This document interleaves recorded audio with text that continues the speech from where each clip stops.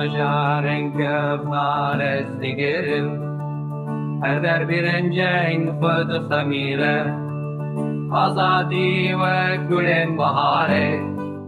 li ser axa me geştibe ji çiyayên bilind heta deştan Hemû derwarê bakur kalan ji rojavayê heta rojhilat Kurdistan xemla cîhanê li bakur çiyayên serbildan li başûr deştên zêrînin ji Agrî heta Botanê hemû dermin û warê me ne bi kanî û baxên xwe